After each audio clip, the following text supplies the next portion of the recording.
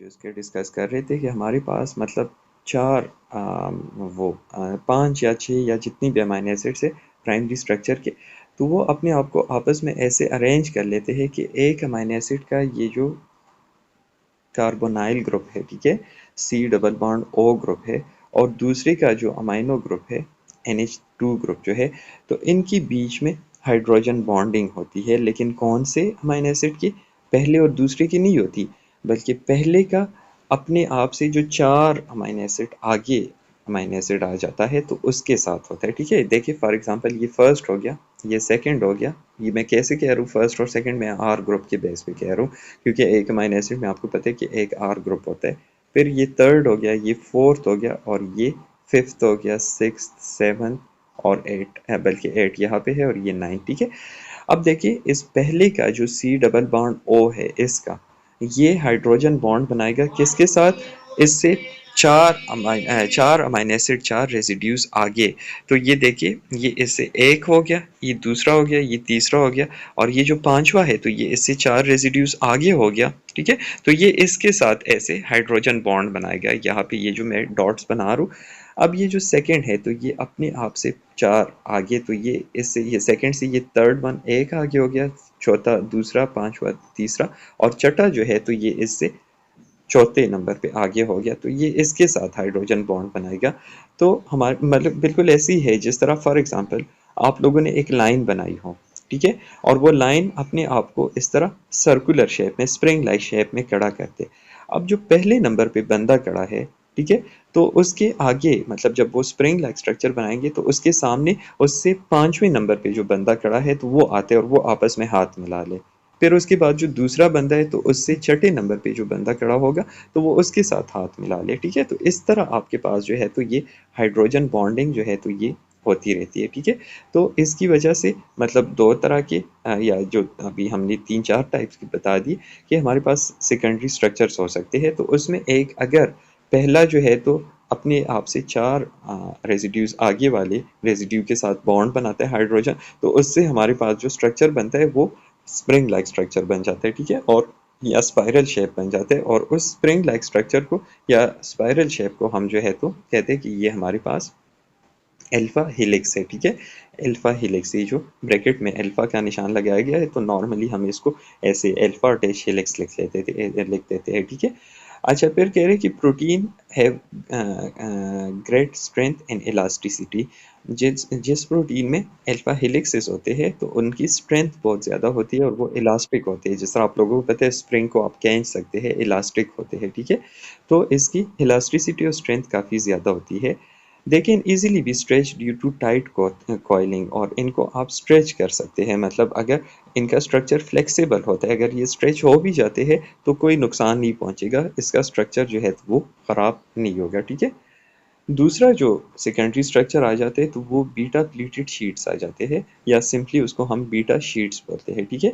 तो प्लीट का मतलब है एक दूसरे के ऊपर आ जाना, ठीक है। तो कह रहे कि ये 5 to 10 amino acid in this structure line up side by side just like a sheet of cloth can be folded again and again के, मतलब 5 या 10 अमीनो एसिड एक दूसरे के साइड बाय साइड आ जाते हैं। कैसे आ जाते हैं? जैसे आप कपड़ा फॉर एग्जांपल आपके पास होता है और आप उसको छोड़ देते हैं और वो एक दूसरे के ऊपर फोल्डिंग कर लेता है, ठीक है। ये ऐसे मतलब आपके पास फॉर एग्जांपल कपड़ा है, आप उसको छोड़ते हैं तो वो ऐसे एक दूसरे के ऊपर फोल्डिंग बनाता है। तो ये कह रहे हैं कि 5 से 10 अमीनो एसिड ये हो सकते हैं, 5 से 10 ये हो सकते हैं, 5 से 10 ये, तो ये आपस में साइड बाय साइड जो है तो ये आ जाते हैं, और हम कहते हैं कि ये बीटा प्लीटेड शीट बना दिया। सेकेंड पॉइंट में बता रहे हैं कि hydrogen bond present between the peptide strands that is inter strand, ठीक है। तो हमारे पास ये जो स्ट्रैंड्स है तो इनके बीच में हमारे पास ये आपको यहाँ पे दिखाया भी गया है, यहाँ पे आप लोग देख सकते हैं, ठीक है। इनके बीच में हाइड्रोजन बॉन्ड्स जो है तो वो कह रहे हैं कि आपस स्ट्रैंड्स के दरमियान में जो है तो हाइड्रोजन बॉन्ड आ जाता है। This form is fully expanded and can not be further stretch and they are inelastic. तो जिस तरह अल्फा हेलिक्स में हमने देखा कि वो इलास्टिक है, आप उसको स्ट्रेच कर सकते हैं, लेकिन कह रहे हैं कि ये हमारे पास फुली एक्सपेंडेड होते हैं, आप इसको मज़ीद जो है तो एक्सपेंड नहीं कर सकते, मज़ीद आप इसको स्ट्रेच नहीं कर सकते, ये इन इलास्टिक होते हैं। अगर आप इसको स्ट्रेच करेंगे तो ये ब्रेक डाउन होंगे, ठीक है, ये टूट जाएंगे। फिर हमारे पास तो याद रखिए हमारे पास सेकेंडरी स्ट्रक्चर में ये दो मेन स्ट्रक्चर्स है, प्राइमरी सॉरी अल्फा हेलिक्स और बीटा शीट है। अब इसके अलावा हमारे पास कुछ और भी सेकेंडरी स्ट्रक्चर्स होते हैं, जिस तरह लूप है या कॉइल है, ठीक है। तो कह रहे हैं कि present mainly in globular proteins, they connect to alpha helices और beta sheets, they are present in those area where bend is required. तो हमारे पास मतलब ये जो अल्फा हेलिक्सेस है, ये अच्छा याद रखिए अल्फा हेलिक्स को हम मतलब स्प्रिंग से इस तरह डिनोट करते हैं, ठीक है, और बीटा शीट को हम एरो से डिनोट करते हैं। तो यहाँ पे ये जो आपको एरो नज़र आ रहे हैं, तो ये आपको बीटा शीट्स दिखा रहे हैं, ठीक है। और इधर मतलब यहाँ पे इसमें नहीं है। अगर यहाँ पे कोई मतलब आपको इसका स्प्रिंग लाइक स्ट्रक्चर नज़र आ जाए, तो इसका मतलब ये कि ये अल्फा हेलिक्स है, ठीक है। ये आपको एक 3D स्ट्रक्चर दिखा रहे हैं यहाँ पे। तो आपके पास इसमें क्या होता है कि ये जो मतलब हमारे पास ये जो प्रोटीन्स है, तो इसमें जहाँ पे बेंड की ज़रूरत होती है अल्फा हेलिक्स या बीटा शीट्स को, दो बीटा शीट्स को ज्वाइन करने के लिए, या जहाँ पे बेंड की ज़रूरत होती है, वहाँ पे जो स्ट्रक्चर आ जाता है, ये जो आपको रेड नज़र आ रहा है, ठीक है। तो इसको हम कहते हैं, ये भी है, इसको हम कहते हैं कि ये हमारे पास लूप्स है या कॉइल्स है, ठीक है। तो लूप्स या कॉइल भी सेकेंडरी स्ट्रक्चर है, जो कि दो अल्फा हेलिक्सेस को या दो बीटा शीट्स को या अल्फा हेलिक्स और बीटा शीट को आपस में मिलाते हैं, या जहाँ पे हमारे पास बेंड की ज़रूरत होती है, तो वहाँ पे ये हमारे पास जो है तो बन जाते हैं, प्रेजेंट होते हैं, और उस स्ट्रक्चर को हम लूप या कॉइल बोलते हैं, ठीक है। एक और सेकेंडरी स्ट्रक्चर है, that is super secondary motifs उसको बोलते हैं। और कह रहे हैं कि they are present in globular proteins, ठीक है। ये पहले स्लाइड में भी ग्लोबुलर का लफ्ज़ आया, अभी आज ही के इसमें हम क्लासिफिकेशन में जब देखेंगे तो आपको ये क्लियर हो जाएगा कि हमारे पास ये टाइप्स ऑफ प्रोटीन्स है। तो ग्लोबुलर प्रोटीन में कह रहे हैं कि सुपर सेकेंडरी मोटिव्स प्रेजेंट होते हैं, and this structure form when two beta pleated sheets are connected to each other by an alpha helix, ठीक है। ये समझ ले। देखिए जब दो बीटा शीट्स है, बीटा शीट्स मैंने आपको बता दिया एरो से हम डिनोट करते हैं, तो ये दो बीटा शीट्स है, और इनको जब आपस में एक अल्फा हेलिक्स इस तरह मिला देते हैं। अब यहाँ पे ये जो है, ये मैं कलर थोड़ा सा चेंज कर लूँ, ये जो आपको नज़र आ रहे हैं, तो ये जो ब्लू मैंने शो कर दिया, ये ब्लू कलर तो आपको लूप या कॉइल नज़र आ रहे हैं, ठीक है। और ये जो बीच में है, ये अल्फा हेलिक्स है, और ये आपके पास जो है तो बीटा शीट्स हो गए। तो कह रहे हैं कि जब दो बीटा शीट्स को एक अल्फा हेलिक्स आपस में मिला लेता है, तो उसको हम कहेंगे कि ये हमारे पास सुपर सेकेंडरी मोटिव बन गया, ठीक है।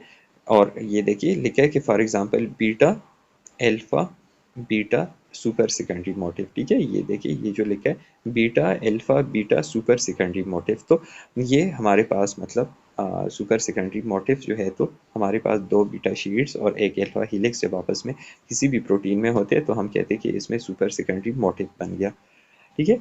फिर हमारे पास टर्शरी स्ट्रक्चर आ जाता है। तो the tertiary structure mean the overall confirmation of polypeptide chain, हमारे पास जो है तो उसका ओवरऑल कन्फर्मेशन यहाँ पे अगर आप ये स्पेलिंग देख लें, तो CONFOR लिखा है, ठीक है। वैसे नॉर्मली जो हम कन्फर्म लिखते हैं, जो कन्फर्मेशन की जो हम दूसरा जो कन्फर्म लफ्ज़ जो हम यूज़ करते हैं, तो हम वो CONFIRM लिखते हैं, इसमें FORM है, ठीक है। तो ये वो वाला कन्फर्म नहीं है, बल्कि ये कन्फर्म है। कन्फर्म का मतलब भी स्ट्रक्चर के लिए लफ्ज़ यूज़ होता है, शेप के लिए ये लफ्ज़ यूज़ होता है। तो कह रहे हैं कि हमारे पास ओवरऑल स्ट्रक्चर किसी भी पॉलीपेप्टाइड चेन का जब होता है, तो वो टर्शरी स्ट्रक्चर कहलाता है। और कह रहे हैं कि myoglobin chain is when fully extended, its length is 20 times than its weight, ठीक है। तो हमारे पास ये जो मायोग्लोबिन है, आपको पता है प्रोटीन है, तो इसका स्ट्रक्चर कह रहे हैं कि जब आप इसको फुली एक्सटेंड कर लेते हैं, तो इसका ये जो स्ट्रक्चर है, तो ये कह रहे हैं कि इसके वेट से 20 टाइम्स लेंथी है, ठीक है। मतलब अगर लेट से इसका वेट फॉर एग्जांपल मैं आपको बता रहा हूँ, इसका वेट लेट से आपके पास 1 इंच है, तो इसका जो लेंथ है तो वो 20 इंच आपके पास जो है तो आ जाता है। अब एक्सरे डाइफ्रैक्शन जब किया गया, तो it shows that its structure is just like a football that is globular, ठीक है। तो मतलब जब एक्सरे डाइफ्रैक्शन से इसका स्ट्रक्चर देखा गया, तो इनको पता चला कि जी ये तो 20 टाइम्स लेंथी नहीं है, मतलब ऐसा नहीं है, बल्कि ये फुटबॉल की तरह है या ग्लोब की तरह है। तो यहाँ पे मतलब वो पता चला कि अच्छा जी 3D स्ट्रक्चर तो हमारे पास मतलब कोई दूसरा शेप बन जाता है। वो लीनियर नहीं होता, वो प्राइमरी की तरह नहीं होता, वो सेकेंडरी की तरह नहीं होता, बल्कि वो तो कोई और अरेंजमेंट हो जाती है जिससे हमारे पास एक छोटा सा 3 डायमेंशनल स्ट्रक्चर बन जाता है। एंड कह रहे कि the globular structure is due to folding and refolding. अब किस वजह से ये मतलब गोल शेप बन गया, तो फोल्डिंग और रीफोल्डिंग की वजह से आपके पास जो है तो ये शेप इसका बन गया है। ठीक है, आपको ये डायग्राम में भी नजर आ रहा है। अच्छा, फिर नेक्स्ट लेवल जो है तो हमारे पास क्वाटरनरी स्ट्रक्चर आ जाता है। क्वाटरनरी स्ट्रक्चर कह रहे हैं कि it is form by those proteins having more than one peptide chain सब यूनिट। तो उन प्रोटीन्स में ये होगा कि जिनमें एक से ज़्यादा पॉलीपेप्टाइड चेन होता है। Each peptide have its own primary, secondary and tertiary structure. हर एक चेन का प्राइमरी, सेकेंडरी और टर्शियरी स्ट्रक्चर अपना होता है। The number and arrangement of overall structure of the peptide subunit is called as quaternary structure. अब let's say ये जो आपको यहाँ पे डायग्राम में नजर आ रहे हैं, ये डिफरेंट कलर जो आपको शो हो रहे हैं, ये 1 2 3 और 4, तो 4 पॉलीपेप्टाइड चेन्स है, हर एक का अपना 3D स्ट्रक्चर बना है। ठीक है, और हमारे पास ये जो 3D स्ट्रक्चर्स है चारों चेन्स के, तो ये आपस में फिर एक खास अंदाज में जुड़े हुए हैं। तो ये जो स्ट्रक्चर बन गया, हम कहते हैं कि ये हमारे पास क्वाटरनरी स्ट्रक्चर हो गया। ठीक है, फॉर एग्जांपल यहाँ पे कह रहे हैं कि हीमोग्लोबिन जो है तो उसमें 2 अल्फा चेन्स है। ये जो स्ट्रक्चर आपको नज़र आ रहे हैं, 2 अल्फा चेन्स है इसमें और 2 बीटा चेन्स है, तो हमारे पास 4 चेन्स हो गए। तो हम कहते हैं कि इसका क्वाटरनरी स्ट्रक्चर होता है। ठीक है, इसमें आपको हीम ग्रुप भी यहाँ पे नज़र आ रहे हैं। यू कैन सी, ये जो रेड कलर का नज़र आ रहा है, ये हीम ग्रुप है। तो this was all about level of protein structure, जो कि 4 लेवल से। ठीक है, अगर इससे आपको क्लियर नहीं है तो इस पर बहुत ज़बरदस्त एनिमेशंस वीडियो आपको यूट्यूब पे मिल सकती है। आप थोड़ा सा सर्च कर ले level of protein structures animation, तो आपको फ़ौरन ये आ जाएगा। आप उससे समझ जाएंगे कि प्राइमरी स्ट्रक्चर से सेकेंडरी और सेकेंडरी से टर्शियरी और टर्शियरी से क्वाटरनरी कैसे बन जाते हैं। 2 मिनट में आपको एनिमेशन से ये क्लियर हो जाएगा, लेकिन थ्योरी पढ़ना उसके लिए ज़रूरी है। अब आते हैं क्लासिफिकेशन की तरफ। क्लासिफिकेशन हम प्रोटीन्स के 2 तरीक़ों से कर सकते हैं। एक हमारे पास जो है तो शेप के बेस पे, और दूसरा फंक्शन के बेस पे। ठीक है, शेप के बेस पे हम मतलब यहाँ पे एक्सियल रेशो देखते हैं, और उसके बेस पे हम जो है तो इसको बोलते हैं कि ये प्रोटीन ग्लोबुलर है या ये फाइब्रस है। एक्सियल रेशो हमारे पास लेंथ डिवाइड बाय वेट। ठीक है, ये एक्सियल रेशो जो है तो इसका फार्मूला है लेंथ डिवाइड बाय वेट। ठीक है, आप किसी चीज़ का लेंथ को वेट पे जब डिवाइड कर लेते हैं तो हम कहते हैं कि ये हमारे पास एक्सियल रेशो आ गई। ठीक है, अब वो एक्सियल रेशो अगर कितनी होगी तो उसका वो कौन सा प्रोटीन होगा, और अगर कितनी होगी तो वो कौन सा होगा, तो ये आगे हम पढ़ते हैं। ठीक है, तो फाइब्रस प्रोटीन सबसे पहले आ जाते हैं, और फाइब्रस जो है ये फाइबर से लिया गया है। ठीक है, थ्रेड जिस तरह होता है, तो ये प्रोटीन हमारे पास थ्रेड लाइक होते हैं, फाइब्रस होते हैं, लेंथी होते हैं, लॉन्ग होते हैं। ठीक है, और इनका एक्सियल रेशो जो है तो कह रहे हैं कि वो मोर देन 10 होता है आपके पास। ठीक है ना, ये अगर मैं आपको यहाँ पे प्रैक्टिकली बता दूँ, फॉर एग्जांपल एक प्रोटीन है, उसका लेंथ जो है तो वो आपके पास, मैं जस्ट सिंप्लिसिटी के लिए बता रहा हूँ, ये यूनिट्स यूज़ नहीं होते। फॉर एग्जांपल एक प्रोटीन है, उसका लेंथ आपके पास 110 सेंटीमीटर है। ठीक है, और उसका विड्थ जो है, तो जब आपने मतलब उसका 3D स्ट्रक्चर देख लिया, उसका विड्थ जो है तो लेट से वो 10 सेंटीमीटर है। ठीक है, अब इसका एक्सियल रेशो मतलब आपको नहीं पता इसका शेप कैसे है, आपको सिर्फ पता चल गया जी इसका लेंथ इतना है और विड्थ इसका इतना है। अब आप इसका एक्सियल रेशो जब निकालेंगे, तो एक्सियल रेशो मैंने आपको बता दिया कि लेंथ डिवाइड बाय विड्थ आप कर लेते हैं। तो आप जब ये करेंगे तो आपके पास इससे 11 आ जाता है। ठीक है, अब इसका एक्सियल रेशो 11 हो गया। तो जब मोर देन 10, यहाँ पे कह रहे हैं कि एक्सियल रेशो मोर देन 10 या 10 भी इवन जब हो जाए, तो जब 10 से ज़्यादा हो जाते हैं तो हम कहते हैं कि ये हमारे पास फाइब्रस प्रोटीन हो गया। ठीक है, मतलब वो हमारे पास लेंथी प्रोटीन होगा, थ्रेड की तरह होगा। ठीक है, लॉन्ग थ्रेड लाइक मॉलिक्यूल्स होते हैं। Their helical strands mainly form fibres. ठीक है, ये फाइबर्स ज़्यादातर बनाते हैं। These proteins are insoluble in water. याद रखिए कि फाइब्रस प्रोटीन्स जितनी भी है तो ये हमारे पास जो है तो वाटर में सॉल्युबल नहीं होते। They form structure of the tissue present where support is required. हमारे पास टिश्यूज़ में होते हैं और जहाँ पे सपोर्ट की ज़रूरत होती है, जैसे फॉर एग्जांपल हमारे हैंड्स हो गए, यहाँ पे मसल्स है, या हमारे पैरों में हो गए, तो ये सारे हमारे पास जो है तो या हार्ट के मसल हो गए जहाँ पे आपको सपोर्ट की ज़रूरत होती है, तो वहाँ पे आपके पास फाइब्रस प्रोटीन्स होते हैं। इनके एग्जांपल्स आपके पास कोलेजन है, इलास्टिन है, केराटिन है, ये सारे आपके पास जो है तो फाइब्रस प्रोटीन्स की एग्जांपल्स है, ठीक है। दूसरे जो आ जाते हैं तो वो ग्लोबुलर प्रोटीन्स आ जाते हैं। ग्लोबुलर ग्लोब से लिया गया है, ठीक है, जैसा हम दुनिया को भी ग्लोब बोलते हैं, गोल चीज़ जब कोई होती है तो इनकी एक्सियल रेशो लेस देन 10 होनी चाहिए, ठीक है ना। अगर 10 से कम होगी, ये देखिए बहुत ही ज़्यादा सिंपल है।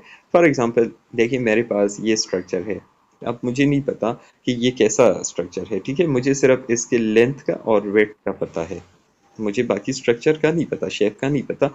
बहुत ही सिंपल है। फॉर एग्जांपल ये मेरे पास 50 हो गया, ठीक है, ये जो लेंथ है 50 सेंटीमीटर, और वेट जो है ये लेट से मेरे पास फॉर एग्जांपल 40 हो गया, ठीक है। चलिए मैं कर देता हूँ। अब 50 डिवाइड बाय 40 आप कर ले तो आपके पास कोई छोटी सी वैल्यू आ जाएगी, 1 या 2 वैल्यू आ जाएगी, ठीक है, 1 पॉइंट समथिंग आपके पास आ जाएगी, तो लेस देन 5 हो गई। तो लेस देन 5 हो गई, अब मुझे पता सिंपली, ये तो मुझे पता है ना कि ये गोल है, ठीक है, तो मैं कहता हूँ कि अच्छा जी इसका ग्लोबुलर शेप जो है तो ये मेरे पास हो गया। तो कह रहे कि ये या तो स्फीराइड होते हैं या ओवॉइड इन शेप होते हैं, मतलब स्पेरिकल होते हैं, गोल होते हैं, या ये ओवल होते हैं, अंडे की तरह हो जाते हैं। एंजाइम्स जो है तो they are mostly globular in shape, globular होते हैं। They are subdivided into two type of protein, albumin है जो कि वाटर सॉल्युबल है, और ग्लोबुलिन है जो कि सॉल्युबल है, डाइल्यूट साल्ट सॉल्यूशन है, ठीक है, लेकिन सारे जो है तो ये ग्लोबुलर प्रोटीन हो जाते हैं। तो ये आपके पास दूसरे टाइप्स हो गए। अब दूसरी तरह की क्लासिफिकेशन हम फंक्शन की बेस पे कर सकते हैं, जो कि बहुत ही ज़्यादा सिंपल है। फंक्शन की बेस पे हमारे पास बहुत सारी कैटेगरीज आ जाती है। उनमें पहला अगर देख ले तो कैटालिटिक प्रोटीन है। तो कैटालिटिक जो कि कैटालिज्म करते हैं, अब कैटालिज्म आपको पता है कौन सी चीज़ करती है, तो एंजाइम्स करते हैं, ठीक है। तो कह रहे हैं कि दीज आर एंजाइम्स विच में बी सिंपल और कंजुगेटेड। सिंपल एंजाइम्स का मतलब ये है कि, या सिंपल प्रोटीन्स का मतलब ये है कि वो सिर्फ अमाइनो एसिड से बने होते हैं। कंजुगेटेड का मतलब ये होता है कि उसमें कोई और चीज़ उसके साथ लगे होते हैं, जैसा कार्बोहाइड्रेट हो गया या लिपिड्स हो गए, तो ये उनके साथ जो है तो जुड़े हुए होते हैं, तो उनको हम कंजुगेटेड प्रोटीन्स बोलते हैं। तो जैसा अल्कलाइन फास्फाटासेस है या एलेनिन ट्रांसएमिनेसेस है, तो ये हमारे पास कैटालिटिक प्रोटीन हो गए। दूसरा जो टाइप है तो वो हमारे पास जो है तो रेगुलेटरी या हार्मोनल प्रोटीन्स हो जाते हैं, जो कि हार्मोन्स का आपको पता है या रेगुलेशन का आपको पता है, जैसा ग्रोथ हार्मोन्स हो गए या इंसुलिन हो गए, तो ये सारे हमारे पास जो है तो मतलब रेगुलेटरी या हार्मोनल प्रोटीन्स में आ जाते हैं। तीसरे जो फंक्शन के बेस पे है तो वो स्ट्रक्चरल प्रोटीन्स है, जो कि हमारी बॉडी के स्ट्रक्चर्स बनाते हैं, जिस तरह इलास्टिन है या कोलेजन है, तो ये सारे आपके पास जो है तो मतलब उसमें आ जाते हैं, स्ट्रक्चरल प्रोटीन में आ जाते हैं।